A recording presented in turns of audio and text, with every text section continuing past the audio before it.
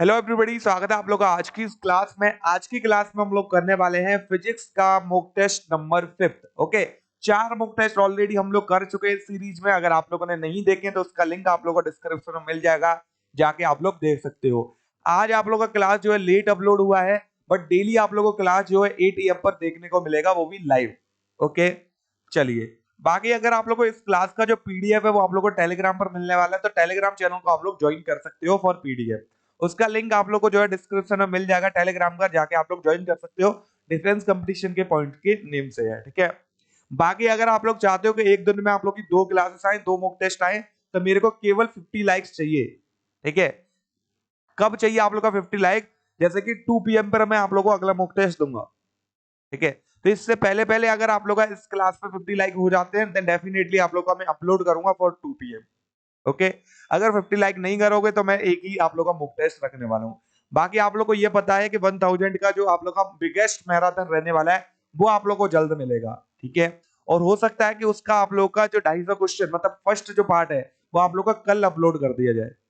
Okay, चलिए आज का मॉक टेस्ट स्टार्ट करते हैं। पहला क्वेश्चन आप लोग का स्क्रीन पर आ चुका है। आउट ऑफ 25 आप लोग का कितना स्कोर रहा है, ये मुझे आप लोगों को कमेंट बॉक्स में बताना है। पहला क्वेश्चन क्या दे रखा है? Charge move in a circle perpendicular to the magnetic field.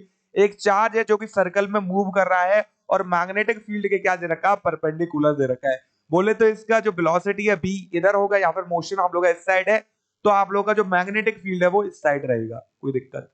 आपस में क्या है? ये परपेंडिकुलर है। बोला क्या गया है? The time period of a revolution is independent of. जो उसका टाइम पीरियड है, आवर्तकाल है, वो किस पर निर्भर नहीं करेगा? उसके मैग्नेटिक फील्ड, चुंबकीय क्षेत्र पर, उसके आवेश चार्ज पर, या उसके मास पर, या फिर द्रव्यमान पर, या फिर आप लोग का ऑप्शन नंबर डी दे रखा है उसकी वेलोसिटी पर, कण के वेग पर। ये आप लोगों से पूछा गया है।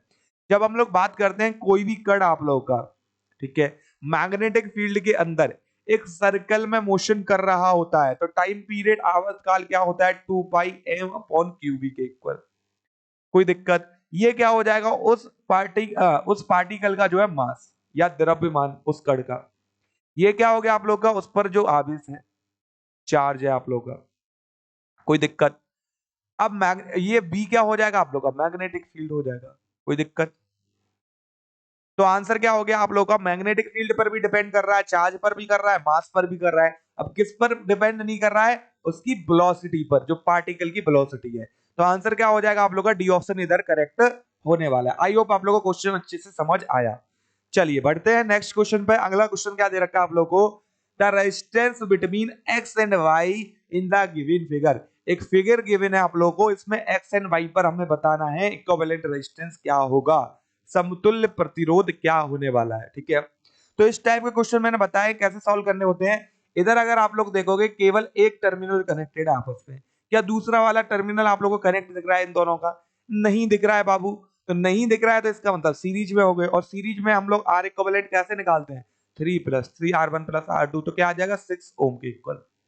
इधर तक कोई दिक्कत? तो इधर क्या आ गया आप लोग का? सिंपली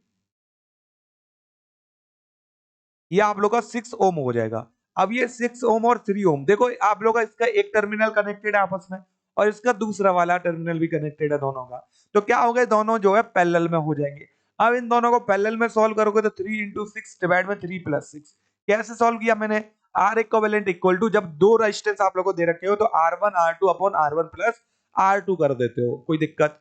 तो ये क्या आ जाएगा आप लोग का? 18, और नीचे क्या आ जाएगा आप लोग का? 9। आंसर क्या आ गया आप लोग का? 2 ओम के इक्वल। अब जो नया डायग्राम आप लोग का बनने वाला है, ये एक्स हो गया हम लोग का, ठीक है। इधर एक रेजिस्टेंस दे रखा है, ये हम लोग का इक्विवेलेंट रेजिस्टेंस आया, और ये हम लोग को एक रेजिस्टेंस दे रखा है वाई पर, ठीक है। तो एक्स की अगर बात करते हैं इधर 3 ओम हो जाएगा, और वाई की अगर हम लोग बात करते हैं तो 3 ओम हो जाएगा, और इसकी बात करते हैं तो ये आप लोग का 2 ओम आया। कोई दिक्कत? अब देखो ये 2 ओम, 3 ओम और 3 ओम आपस में कैसे कनेक्टेड है? हम लोग सीरीज में 3D क्रम में कनेक्टेड है, क्योंकि हम लोग को देख पा रहे हैं हम लोग कि इसके एक एक टर्मिनल ही आपस में कनेक्टेड है, दो तो कनेक्टेड नहीं है आप लोग के, ठीक है। तो आंसर क्या हो जाएगा आप लोग का? Are equivalent equal to R1+R2+R3 के इक्वल। इट मींस जो आंसर होने वाला है हम लोग का 2+3+3 which is equal to 8 ohm. I hope आप लोगों को क्वेश्चन बहुत अच्छे से समझ आया है, ठीक है। तो उत्तर क्या होने वाला है आप लोग का? ये ऑप्शन करेक्ट हो जाएगा। आप लोगों को एक रेजिस्टेंस के ऊपर पक्का क्वेश्चन देखने को मिलता है, और अगर हम लोग बात करते हैं सीरीज और पैरेलल में जब रेजिस्टेंस लगाते हैं और इक्विवेलेंट पूछा जाता है, उस टाइप का एक ना एक सेट में आप लोगों को क्वेश्चन देखने को मिलेगा एयरफोर्स में, ये तय बात है आप लोगों की। चलिए तो करते हैं थर्ड वाले क्वेश्चन को, द कोएफिशिएंट ऑफ रेस्टिट्यूशन। तो क्या पूछा गया है आप लोगों को, कोएफिशिएंट पूछा गया है रेस्टिट्यूशन का फॉर परफेक्टली इलास्टिक कोलिजन के लिए। ठीक है, तो बताओ भैया परफेक्टली इलास्टिक कोलिजन के लिए आप लोगों का कोएफिशिएंट ऑफ रेस्टिट्यूशन ई का वैल्यू क्या होता है। तो आंसर क्या हो जाएगा आप लोगों का 1 के इक्वल, एंड सिंपली हम लोग का जो ऑप्शन नंबर ए है वो करेक्ट हो जाएगा। अब देखो एक आप लोगों से मैं पूछना चाहूंगा कि परफेक्टली इनइलास्टिक के लिए आंसर क्या रहेगा, जल्दी से कमेंट बॉक्स में आंसर चाहिए। परफेक्टली इनइलास्टिक कोलिजन के लिए उत्तर क्या होने वाला है। ठीक है, चलो तो इसके लिए आंसर क्या हो जाएगा आप लोगों का E इक्वल टू 0 के इक्वल। आई होप आप लोगों ने यही आंसर किया होगा कमेंट बॉक्स में। ओके, चलिए तो फोर्थ वाला क्वेश्चन करते हैं, अर्थ एवरेज डेंसिटी। तो अर्थ की जो औसत घनत्व है वो बताना है कितना होने वाला है। ओके, तो जब हम लोग बात करते हैं जी, तो जी के दो फॉर्मूले हम लोग के पास, capital G M upon R square. ये जी क्या है आप लोग का, एक्सेलरेशन ड्यू टू ग्रेविटी। ठीक है, गुरुत्वीय त्वरण। तो अगर हम लोग एक और फॉर्मूले की बात करते हैं, जी का formula in terms of average density of earth के, तो क्या आता है 4/3 पाई आर रो कैपिटल जी के इक्वल। इधर जो जी होगा acceleration due to gravity is directly proportional to औसत घनत्व किसका, पृथ्वी का। ठीक है, मतलब आंसर क्या हो जाएगा आप लोग का, डायरेक्टली प्रोपोर्शनल टू जी, क्योंकि हम लोग को पूछा क्या गया था, जो आप लोग का अर्थ का एवरेज डेंसिटी है वो आप लोग का जी पर क्या से डिपेंड कर रहा है, तो उसके डायरेक्टली प्रोपोर्शनल है। ठीक है, जी के अनुक्रमानुपाती है, तो सी ऑप्शन करेक्ट हो जाएगा। चलो अब नंबर अगला क्वेश्चन आ चुका है आप लोग का स्क्रीन पर, how does escape velocity of particle depend on its mass m। तो जो एस्केप वेलोसिटी है किसी भी पार्टिकल की, ठीक है, वो उसके मास स्मॉल m पर कैसे डिपेंड करती है। अब एस्केप वेलोसिटी क्या है, जो मिनिमम स्पीड या मिनिमम वेलोसिटी आप लोग को चाहिए अर्थ सरफेस के ग्रेविटेशनल फील्ड से बाहर निकलने के लिए। समझ आया कि नहीं, तो इसका बीई फॉर्मूला क्या होता है आप लोगों का, अंडर रूट में 2gr, या फिर बोलेंगे अंडर रूट में 2 capital G capital M upon R. ठीक है, जी आप लोग का क्या हो जाएगा, universal gravitational constant, capital M earth का मास, और कैपिटल आर क्या हो जाएगा आप लोग का, रेडियस ऑफ अर्थ। तो इधर बताओ आप लोग का पार्टिकल के मास या पार्टिकल के द्रव्यमान पर निर्भर कर रहा है आप लोग का पीई, इसके वेलोसिटी पलायन वेग, ठीक है, नहीं कर रहा ना, तो आंसर क्या हो जाएगा m की पावर 0 के इक्वल। समझ आया कि नहीं। अब देखो आप लोगों से एक क्वेश्चन मैं पूछूंगा कि बताओ ऑर्बिटल वेलोसिटी क्या होती है, ये कमेंट में बताना है। और एक चीज मैं आप लोगों को बताना चाहूंगा, इसके वेलोसिटी जो मिनिमम इसके वेलोसिटी आप लोग को चाहिए अर्थ के ग्रेविटेशनल फील्ड से बाहर निकलने के लिए, तो वो 11.2 किलोमीटर पर सेकंड होती है। ठीक है, समझ आया कि नहीं। तो ये चीज याद रखना, 11.2 सबको याद रहता है, पर ये याद नहीं रहता कि मीटर पर सेकंड था कि किलोमीटर पर सेकंड था, क्योंकि उधर ऑप्शन हम लोग किलोमीटर वाला भी मिलेगा और मीटर वाला भी मिलेगा, और most of the student metre वाला लगा रहे होंगे। समझ आया कि नहीं। चलिए तो आंसर क्या हो जाएगा आप लोग का 11.2 किलोमीटर पर सेकंड के इक्वल। ठीक है, एंड इधर अगर हम लोग बात करते हैं तो ऑर्बिटल वेलोसिटी का फॉर्मूला क्या होगा, ये आप लोगों को कमेंट बॉक्स में बताना है, क्योंकि इतना टफ तो है नहीं आप लोग का, इसको ही चेंज करके आप लोग बता सकते हो। एंड एक और कमेंट कर दो को बीई और बीओ में रिलेशन क्या होता है, दोनों चीजें कमेंट करो फटाफट से, देखते हैं आप लोगों ने कितना आप लोग पढ़ रहे हो अपने पेपर के लिए, क्योंकि ज्यादा टाइम नहीं है, 12 दिन है लगभग आप लोगों के पास। चलो क्वेश्चन क्या दे रखा है आप लोगों को, if a wire is stretched to the double of its length, एक वायर को जो है उसकी दोगुनी लंबाई तक खींचा जाता है, तो उसका यंग्स मॉड्यूलस ऑफ इलास्टिसिटी रहेगा, वो क्या होने वाला है, ये पूछा गया है। तो आप लोगों को मैंने ऑलरेडी बता रखा है, जो यंग्स मॉड्यूलस ऑफ इलास्टिसिटी होता है आप लोग का, वो केवल किस पर डिपेंड करता है, उसके मटेरियल पर डिपेंड करता है, जो भी वायर दे रखा है। ठीक है, अगर एक कॉपर के वायर दे रखे हैं हम लोग को, ठीक है, दो कॉपर के वायर दे रखे हैं, लेट कर लिया, तो दोनों के लिए यंग्स मॉड्यूलस सेम रहेगा, किसी भी लेंथ के ले लो किसी भी एरिया के ले लो। समझ आया कि नहीं। तो इधर क्या किया जा रहा है कि जो वायर का लेंथ है उसको केवल खींचा जा रहा है आप लोगों का, मतलब बढ़ा दिया जा रहा है। तो भाई यार अगर आप लोगों ने कॉपर का वायर ले रखा है, ठीक है, एग्जाम्पल है कि कॉपर का लिया है हम लोगों ने, ठीक है, तो कॉपर के वायर के लिए आप लोग का यंग्स मॉड्यूलस सेम ही रहेगा, भले ही उसकी लेंथ आप लोग 1 मीटर रखते या डबल कर देते 2 मीटर कर देते, वो आप लोग का सेम ही रहने वाला है यंग्स मॉड्यूलस। समझ आया कि नहीं। तो बी ऑप्शन आप लोग का करेक्ट होने वाला है। ठीक है। अब देखो कुछ बच्चे जो है कंफ्यूज होंगे, वाई इक्वल टू क्या होता है, स्ट्रेस ओवर स्ट्रेन के इक्वल होता है। इसमें आप लोग कंफ्यूज हो, force upon area into del L upon L के इक्वल। तो इधर आप लोग का जो लेंथ है, ठीक है, वो तो बाबू डायरेक्टली प्रोपोर्शनल है इसके, इसी में तो आप लोग कंफ्यूज हो। बट यार अगर हम लोग बात करते हैं यंग्स मॉडुलस, केवल किसी भी वायर का यंग्स मॉडुलस अगर निकालोगे तो उसके मटेरियल पर केवल डिपेंड करेगा, ना फोर्स जो अप्लाई किया उस पर करेगा, ना एरिया पे करेगा, ना लेंथ पे करेगा, ना चेंज इन लेंथ पर करेगा, ठीक है। चलो अब सेवेंथ वाले क्वेश्चन की बात करते हैं, the correct relation between acceleration and displacement in simple harmonic motion. मतलब आप लोग को त्वरण और विस्थापन के बीच में सही संबंध बताना है, किसमें, सरल आवर्त गति में, ठीक है। तो इधर सिंपली आप लोग को पता है कि एक्सेलरेशन डायरेक्टली प्रोपोर्शनल क्या होता है आप लोग का, डिस्प्लेसमेंट। बट एक चीज आप लोग को नहीं याद है कि माइनस टाइप ऑफ डिस्प्लेसमेंट होता है। समझ आया कि नहीं? क्योंकि देखो एक्सेलरेशन ए इक्वल टू क्या होता है, माइनस ओमेगा स्क्वायर वाई के इक्वल। तो ए डायरेक्टली प्रोपोर्शनल क्या होना चाहिए, माइनस वाई के इक्वल। समझ आया कि नहीं? स्मॉल ए ले लो इधर, ओके। तो आंसर क्या हो जाएगा हम लोगों का, acceleration directly proportional to minus time of उसके विस्थापन या डिस्प्लेसमेंट। चलिए एट्थ वाला क्वेश्चन आप लोग का स्क्रीन पर आ चुका है, बॉइलिंग पॉइंट बताने हैं वाटर के केल्विन स्केल में, क्या होगा। अब आप लोग को ये तो पता है कि केल्विन पैमाने में आप लोग का जो बॉइलिंग, सॉरी, सेल्सियम सेल्सियस में, ठीक है, आप लोगों का जो बॉइलिंग पॉइंट होते हैं वाटर के वो कितने होते हैं, 100 डिग्री सेल्सियस। अगर इसको केल्विन में चेंज करोगे तो 273 का प्लस करोगे 100 में, तो उत्तर क्या आ जाता है आप लोग का, 373 केल्विन के इक्वल। सिंपली हम लोग का जो ए ऑप्शन होगा इधर वो सही होने वाला है, ठीक है। चलिए तो अगला क्वेश्चन आप लोग का स्क्रीन पर आ चुका है। क्या बोला गया है क्वेश्चन में कि ऐसा यूनिट बताओ स्टीफन कांस्टेंट की। अब ऐसा यूनिट तो मैं बता दूंगा आप लोगों को, तो वैल्यू आप लोगों को बतानी है कि स्टीफन कांस्टेंट की वैल्यू क्या होगी, ठीक है। फटाफट बताओ स्टीफन कांस्टेंट का वैल्यू क्या होता है, ठीक है। तो देखो जब हम लोग बात कर रहे हैं ऐसा यूनिट की, तो इसका जो ऐसा यूनिट होता है वो watt meter square into kelvin power 4 के इक्वल होता है। अब एक चीज याद रखना, जब आप लोग को ऑप्शन मिलेंगे, ठीक है, पहले भी आप लोग को 2 से 3 बार ये क्वेश्चन पूछा गया है, ये सेम डिट्टो ऑप्शन के साथ आप लोगों को पूछा गया है। कभी भी उन लोगों ने केल्विन की पावर 4 दिया ही नहीं, केवल एक ही ऑप्शन में केल्विन की पावर 4 दिया। तो इधर से भी आप लोग याद रख सकते हो सकता है कि अब इस बार दे दें वो, ठीक है। तो आप लोग पूरी यूनिट याद रखो कि watt per metre square into kelvin power 4। पर माइंड में एक चीज याद रखो कि केल्विन पावर 4 होता है नीचे, ठीक है। ये मोस्ट ऑफ द केस यही है कि आप लोगों का जो ऑप्शन आएंगे उसमें केल्विन पावर 4 आप लोगों को एक ही ऑप्शन में दिखेगा। तो आंसर क्या हो गया आप लोगों का, ये ऑप्शन इधर करेक्ट होने वाला है, ठीक है। चलिए अब बात करते हैं 10th वाले क्वेश्चन की, फ्रिक्शनल फोर्स इज। तो फ्रिक्शनल फोर्स कैसा है, घर्षण बल क्या है आप लोग का, एक गुरुत्वीय बल है, एक कंजर्वेटिव फोर्स है, एक नॉन कंजर्वेटिव फोर्स है, या आप लोग का प्रत्यास्थ बल है, ठीक है। तो इधर आप लोग का आंसर क्या हो जाएगा इसके लिए, नॉन कंजर्वेटिव फोर्स, ठीक है।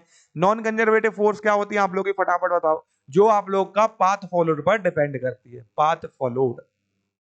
और हम लोग कंजर्वेटिव फोर्स की बात करते हैं तो वो क्या होती है हम लोग की, पाथ फॉलोड पे नॉट डिपेंडेंट। समझ आया कि नहीं? आई होप आप लोगों को क्लियर है, क्योंकि आप लोगों को पता है फ्रिक्शनल फोर्स या घर्षण बल की बात करते हैं तो अप्लाइड फोर्स के अपोजिट डायरेक्शन में लगाते हैं, मतलब पाथ फॉलो कर रही है ना वो। जब तक मेरे को ये नहीं पता होगा मैंने किस डायरेक्शन में फोर्स लगाया है, तब तक मुझे ये नहीं पता चलेगा कि जो फ्रिक्शनल फोर्स है वो किस डायरेक्शन में लगेगा। समझ आ गया? क्योंकि ये क्वेश्चन पूछा गया है इसलिए मैंने क्वेश्चन रखा है इसमें। चलो अब 11th वाले क्वेश्चन की बात करते हैं, जो ईएमएफ है आप लोग की किसी भी सेल की, ठीक है, उसको किसके द्वारा मापा जाता है ये पूछा गया है। तो आंसर क्या हो जाएगा आप लोग का, डी ऑप्शन जो है करेक्ट होने वाला है, आप लोग का पोटेंशियोमीटर। समझ आया कि नहीं? ठीक है। अब थर्मोमीटर से हम लोग क्या नापते हैं, टेम्परेचर। वोल्ट मीटर से क्या नापते हैं हम लोग, वोल्टेज। तो बताओ गैल्वेनोमीटर से क्या नापते हैं, ये मेरे को बताओ आप लोग। ओके चलिए अब बात करते हैं 12th वाले क्वेश्चन की। At certain time in a certain resistance the heat produced is. अब हीट के हम लोग के पास दो फॉर्मूले, एक तो आई स्क्वायर आर टी, एक हम लोग के पास है कि I equal to B square T over R के इक्वल। अब अगर हम लोग को बोला गया है एक किसी समय पर, ठीक है, और किसी रेजिस्टेंस पर हीट जो प्रोड्यूस्ड होगी वो उसकी धारा के कैसे प्रोपोर्शनल है, मतलब कैसे डिपेंड कर रही है हीट उस पर, ठीक है। इधर हम लोग को डायरेक्ट पता है H is directly proportional to I square, मतलब प्रोपोर्शनल है उसके स्क्वायर के वर्ग के समानुपाती है। समझ आया कि नहीं? तो आंसर क्या हो जाएगा आप लोग का, डी ऑप्शन इधर करेक्ट होने वाला है। चलिए बढ़ते हैं 13 वाले क्वेश्चन पे। The distance R along the variation of potential B is an electric field equal to 0 will be. तो क्या बोला गया है कि जो पोटेंशियल बी है और जो डिस्टेंस आर है, ठीक है, उन दोनों में रिलेशन क्या है, जब जो इलेक्ट्रिक फील्ड आप लोग का, ठीक है, विद्युत क्षेत्र जो है आप लोग का, वो इक्वल टू 0 हो। तो रिलेशन बताना है बी और स्मॉल आर में क्या होगा। तो आप लोग को पता है कोई भी हॉलो मेटल बॉल ले लो आप लोग, या हॉलो मेटल स्फीयर ले लो आप लोग, या सॉलिड मेटल स्फीयर ले लो, ठीक है, उसके अंदर आप लोग को पता है इलेक्ट्रिक फील्ड इक्वल टू 0 होता है। आई होप ये क्लियर होगा आप लोग को। और इसके अंदर अगर हम लोग इसके अंदर ही तो हम लोग को पोटेंशियल निकालना है, तो इसके अंदर पोटेंशियल निकालते हैं तो वो क्या होता है आप लोग का, इनवर्सली प्रोपोर्शनल होता है उस स्फीयर के रेडियस के। डिस्टेंस पर क्या करता है आप लोग का, डिपेंड नहीं करता है। समझ आया कि नहीं? तो आंसर क्या हो जाएगा आप लोगों का, डी ऑप्शन इधर करेक्ट होने वाला है। तो इधर बहुत सारे स्टूडेंट क्वेश्चन को बिना पढ़े आंसर सी लगाएंगे, ठीक है। इधर हम लोग डिस्टेंस स्मॉल आर की बात कर रहे हैं, बट आप लोग का जो पोटेंशियल है, ठीक है, किसी भी आप लोग का मेटल स्फीयर के अंदर, वो उसके इनवर्सली प्रोपोर्शनल होता है उसके रेडियस के, उसकी त्रिज्या के, ठीक है, ना कि जिस डिस्टेंस में आप लोग विभव निकाल रहे हो। समझ आया कि नहीं? तो आंसर क्या हो जाएगा, the value of B does not depend on R. B का जो मान है वो आप लोग का आर पर निर्भर नहीं करता है, ठीक है। चलो 14 वाला क्वेश्चन हम लोग का स्क्रीन पर आ चुका है। क्या बोला गया है, in a house out of 2 bulb, एक हाउस है जिसमें 2 बल्ब दे रखे हैं, ए एंड बी। ए जो है ज्यादा जलता है, ज्यादा प्रकाश देता है या ज्यादा चमकता है आप लोग का, और बी जो है कम चमकता है। तो बताओ किसका रेजिस्टेंस आप लोग का जो है ज्यादा होने वाला है। अब अगर हम लोग पावर की बात करते हैं तो पावर क्या होता है आप लोग का, बी स्क्वायर अपॉन आर के इक्वल। और जब हम लोग बात कर रहे हैं किसकी, किसी भी हाउस की, तो हाउस में आप लोग का इलेक्ट्रिक वायरिंग किसमें होती है, पैरेलल में होती है, आप लोग की समांतर क्रम में होती है। और समांतर में आप लोग को पता है क्या समान होता है आप लोग का, विभव समान होता है। तो इधर P इनवर्सली प्रोपोर्शनल हो जाएगा रेजिस्टेंस के। इसका मतलब समझ आया कि नहीं, जिसका रेजिस्टेंस ज्यादा होगा वो उसका पावर कम होगा, और जिसका पावर कम है ऑटोमेटिकली वो कम जलेगा। तो इधर आंसर क्या हो जाएगा आप लोगों का, ये केवल किसके लिए कंडीशन है, आप लोग की पैरेलल के लिए। सीरीज में उल्टा हो जाएगा सब कुछ, ठीक है। तो इधर आंसर क्या होने वाला है, देखो ए वाला ज्यादा चमक रहा है मतलब पावर ज्यादा है, रेजिस्टेंस कम है। बी वाला कम चमक रहा है मतलब पावर कम है, रेजिस्टेंस ज्यादा है। तो आंसर क्या हो गया आप लोग का, बी ऑप्शन सही हो जाएगा। बी का जो रेजिस्टेंस है वो ज्यादा है, ठीक है, प्रतिरोध अधिक है। चलिए 15 वाला क्वेश्चन आप लोग का स्क्रीन पर आ चुका है। एसआई यूनिट पूछी गई है, मोबिलिटी की जो एसआई यूनिट है, ठीक है, वो क्या होती है। तो जब हम लोग मोबिलिटी की म्यू की बात करते हैं तो क्या होता है, बीडी अपॉन ई के इक्वल। कोई दिक्कत है इधर? आई होप आप लोगों को कोई भी दिक्कत नहीं होगी। तो जब हम लोग बीडी की बात कर रहे हैं, ये ड्रिफ्ट वेलोसिटी आप लोग की, और ड्रिफ्ट वेलोसिटी की ऐसा यूनिट क्या होती है, मीटर पर सेकंड। ये क्या है, इलेक्ट्रिक फील्ड है, विद्युत क्षेत्र आप लोग का, ऐसा यूनिट वोल्ट पर मीटर के इक्वल होती है। तो आंसर क्या आ जाएगा आप लोग का, metre square upon second into volt के इक्वल, या फिर मीटर स्क्वायर वोल्ट माइनस 1 और सेकंड माइनस 1 के इक्वल। तो आंसर क्या होने वाला है आप लोग का, ए ऑप्शन इधर करेक्ट हो जाएगा। चलिए बढ़ते हैं अगले क्वेश्चन पे। अगला क्वेश्चन क्या दे रखा है, which of the following relation is correct. तो इसमें से कौन सा सही संबंध है ये हम लोग को बताना है, ठीक है। तो मेन क्या आप लोगों का कि ड्रिफ्ट वेलोसिटी के फॉर्मूले जितने याद है आप लोग को उतने लिख दो। I इक्वल टू एक होता है NEA/BD के इक्वल, और एक आप लोग का होता है J इक्वल टू NEA/BD के इक्वल, सॉरी NEBD के इक्वल केवल। J क्या आप लोग का करंट डेंसिटी, I क्या है इधर करंट, कोई दिक्कत। तो अगर मैं बात करता हूं तो इधर से जो BD है वो इनवर्सली प्रोपोर्शनल हो जाएगा आप लोग का N के, inversely proportional to area and directly proportional to current. कोई दिक्कत इधर तक? एंड क्या है हम लोगों का, जो बीडी है वो directly proportional to current density भी है। अब आप लोग देख लो कौन सा ऑप्शन सही बैठेगा। करंट के डायरेक्टली प्रोपोर्शनल गलत हो गया, करंट डेंसिटी के डायरेक्टली प्रोपोर्शनल ये भी गलत हो गया, ठीक है। और अगर हम लोग आर की बात करते हैं तो इधर आर क्या है आप लोग का, इधर आर जो है रेजिस्टेंस है, सॉरी आर जो है आप लोग का रेडियस है। अब रेडियस के जो है अगर बोले इनवर्सली प्रोपोर्शनल तो है, बट कैसे इनवर्सली प्रोपोर्शनल है, क्योंकि जब एरिया का फॉर्मूला आप लोग ओपन करोगे तो पाई आर स्क्वायर आएगा, और बीडी क्या हो जाएगा आप लोग का 1 अपॉन आर स्क्वायर के इक्वल। तो अब ये आप लोग का जो बीडी है वो इनवर्सली प्रोपोर्शनल टू आर नहीं है, inversely proportional of 1 upon R square है। तो आंसर क्या होने वाला है आप लोग का, सी ऑप्शन इधर करेक्ट हो जाएगा, ठीक है। चलिए 17 वाला क्वेश्चन हम लोग का स्क्रीन पर आ चुका है। क्या बोला गया है, in a current carrying long solenoid the field produced does not depend on, ठीक है। एक करंट कैरिंग आप लोग का लॉन्ग सोलिनॉइड दे रखा है, परिनालिका दे रखी है एक धारावाही, ठीक है, और बोला गया है जो फील्ड है वो किस पर डिपेंड नहीं करता है। तो जब हम लोग बात कर रहे हैं हम लोग की एक करंट कैरिंग लॉन्ग सोलिनॉइड की, तो आप लोग का जो बी है यहाँ पर मैग्नेटिक फील्ड आप लोग का डायरेक्टली प्रोपोर्शनल है उसके नंबर ऑफ टर्न्स के, ठीक है, या फिर बोल सकते हैं directly proportional to number of turns per unit length के, ठीक है, तभी तो कैपिटल एन लिखते हैं हम लोग। और बी डायरेक्टली प्रोपोर्शनल क्या हो जाएगा आप लोग का, जो उसमें करंट फ्लो कर रहा है, जो प्रवाहित धारा है आप लोग की। तो आंसर क्या बचा आप लोग का, केवल रेडियस ऑफ सोलेनोइड। तो जो रेडियस ऑफ सोलेनोइड है उस पर उसका जो फील्ड है, मैग्नेटिक फील्ड है, वो डिपेंड नहीं करता है। तो आंसर क्या हो जाएगा आप लोग का, सी ऑप्शन करेक्ट होने वाला है। ओके, चलिए बात करते हैं 18 वाले क्वेश्चन की। The capacitance of parallel plate capacitor does not depend on. जो कैपेसिटेंस है आप लोग का एक पैरेलल प्लेट कैपेसिटर का, ठीक है, तो वो किस पर डिपेंड नहीं करता है, ये आप लोगों को पूछा गया है, किस पर निर्भर नहीं करती है उसकी धारिता। ठीक है, तो आप लोगों को पता है C इक्वल टू क्या होता है, A epsilon not upon D. ये किसके लिए, एक पैरेलल प्लेट कैपेसिटर के लिए। आई होप आप लोग को याद होगा, ठीक है। अब अगर हम लोग बात कर रहे हैं तो C डायरेक्टली प्रोपोर्शनल है, एरिया मतलब एरिया पर डिपेंड कर रहा है। D क्या आप लोग का, उन दोनों प्लेट के बीच का डिस्टेंस, सेपरेशन, ठीक है, तो उस पर भी डिपेंड कर रहा है। अगर हम लोग देखें इस फॉर्मूले में कहीं भी मेरे को चार्ज नहीं दिख रहा है, तो आंसर क्या हो जाएगा आप लोग का, सी ऑप्शन करेक्ट हो जाएगा, ठीक है। तो देखो कुछ बच्चे सोच रहे होंगे Q इक्वल टू CV से हम लोग का C directly proportional to charge होता है, ठीक है। तो बट अगर हम लोग इधर बात करते हैं तो C इधर क्या है, कांस्टेंट है, ठीक है। और जब हम लोग पैरेलल प्लेट कैपेसिटर की बात कर रहे हैं तो उसका फॉर्मूला क्या होता है, A epsilon not upon D के इक्वल। तो जब पैरेलल प्लेट कैपेसिटर की बात कर रहे हैं तो उसमें तो चार्ज कहीं आ ही नहीं रहा है आप लोग का, तो चार्ज पर डिपेंड करेगा ही नहीं। समझ आया कि नहीं। चलो 19 वाला क्वेश्चन आप लोग का स्क्रीन पर आ चुका है। The resistance of a wire that must be placed parallel to the 12 ohm. 12 ohm के साथ पैरेलल में किस रेजिस्टेंस को लगाया जाए कि इक्विवेलेंट जो है हम लोग का क्या आ जाए, 4 के बराबर आ जाए, ठीक है। तो आर इक्विवेलेंट मैंने बताया था कि दो रेजिस्टेंस को लगाने के लिए, पीछे भी आप लोग को समझाया है। तो डायरेक्ट फॉर्मूला क्या होता है, R1 इंटू R2 डिवाइड में हम लोग लिखते हैं R1 प्लस R2 के इक्वल। तो इधर आर इक्विवेलेंट क्या आप लोग का 4 के बराबर, और R1 इंटू R2 करोगे तो 12 इंटू क्या करोगे, x मान लिया हम लोग ने, और डिवाइड में क्या आ गया 12 प्लस x इक्वल टू 4 के equal. That is 12x equal to क्या हो जाएगा, इसका मल्टीप्लाई करो तो 48 प्लस 4x के बराबर। इसको इधर लेके आओगे तो 8x इक्वल टू क्या आ जाएगा आप लोग का 48 के बराबर, मतलब x इक्वल टू क्या आ जाएगा आप लोग का 6 के बराबर।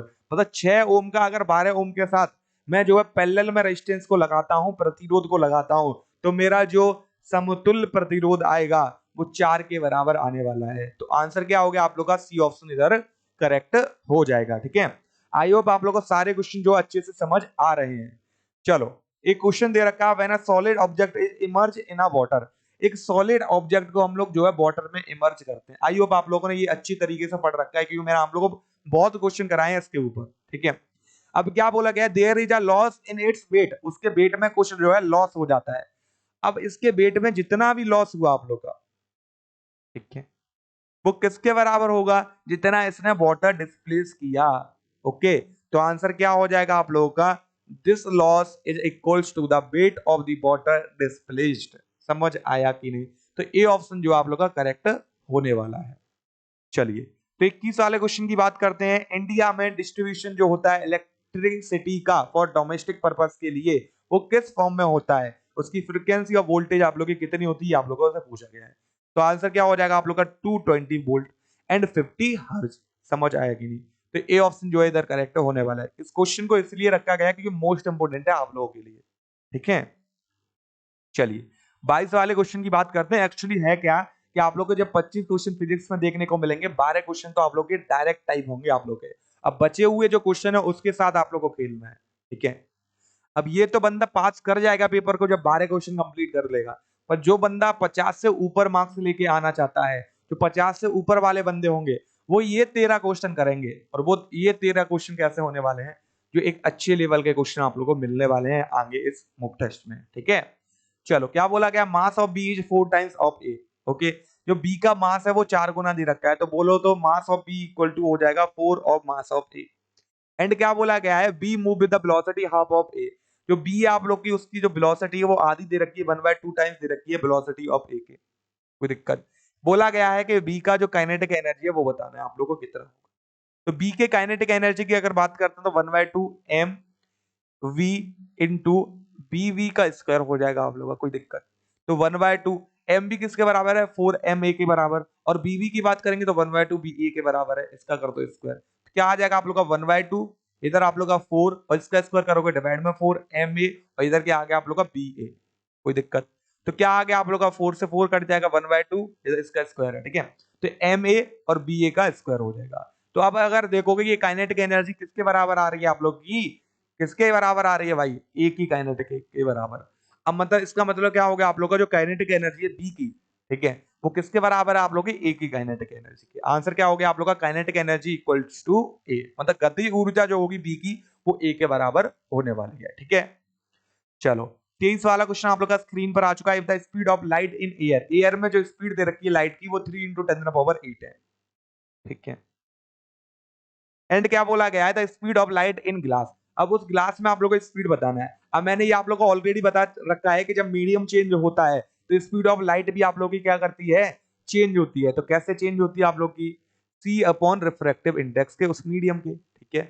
तो सिंपली सी का वैल्यू 3 × 10⁸ दे रखा है, रिफ्रैक्टिव इंडेक्स कितना दे रखा है 1.5, आंसर 2 × 10⁸ मीटर पर सेकंड के इक्वल आ जाएगा। तो आंसर क्या हो गया आप लोग का, ए ऑप्शन जो है करेक्ट होने वाला है इधर। कोई दिक्कत, चलिए तो 24 वाले क्वेश्चन को करते हैं। If the motion of a object is represented by a straight line, जो मोशन है आप लोग का किसी भी ऑब्जेक्ट का, उसको एक स्ट्रेट लाइन से हम लोग रिप्रेजेंट कर रहे हैं, पैरेलल है जो कि एक्स एक्सिस के, इन अ डिस्टेंस टाइम ग्राफ। तो ये डिस्टेंस हो गया और ये टाइम ग्राफ हो गया, कोई दिक्कत इधर तक। अब इसके क्या दे रखा है भैया, पैरेलल दे रखा है इस टाइप से कुछ, ठीक है। क्या बोला गया था, ऑब्जेक्ट अंडरगो, ऑब्जेक्ट जाएगा एक एक्सेलरेटेड मोशन में मतलब त्वरित गति में, या डी एक्सेलरेटेड मोशन में मतलब मंदित गति में, या एक uniform non zero velocity motion में, ठीक है, या फिर आप लोग का जीरो वेलोसिटी मोशन मतलब शून्य वेग गति में। अब इधर इसका मतलब क्या हो गया आप लोग का, मैं टाइम तो बढ़ा रहा हूं बट डिस्टेंस उतना का उतना है, ठीक है।